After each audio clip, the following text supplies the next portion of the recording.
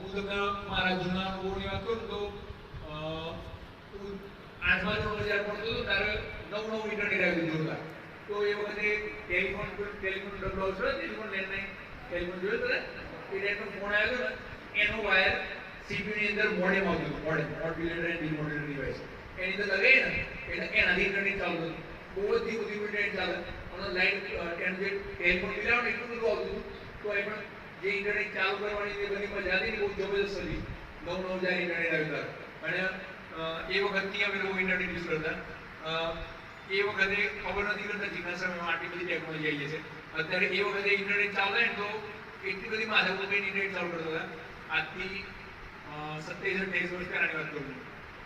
હું જ્યારે 8મા 9મા ભણતો હતો તો અને આજની તારીખમાં કેવું છે પેલે ભાઈ કેન્દ્રમાં બેઠો છે ઓફિસે બેઠો છે એક જ સેકન્ડ ડેટા ચાલુ કર્યું અને ઇન્ટરનેટ ચાલુ દુનિયા જોડે કનેક્ટ. મતલબ કે ટેકનોલોજી કેટલી બધી ફાસ્ટ આવી ગઈ.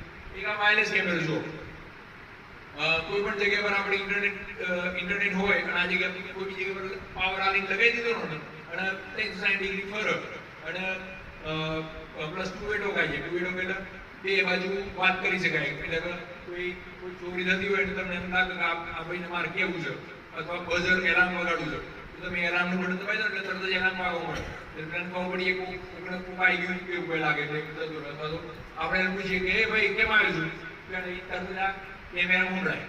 એ ટાઈપની ટેકનોલોજી કેમેરાની અંદર પણ આવી ગઈ. મતલબ કે ટેકનોલોજી એટલી બધી યુઝ થવા મળી છે. એ સિવાય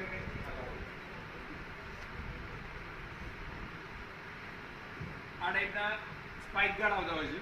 સ્પાઇક ગાર્ડ એટલા માટે કે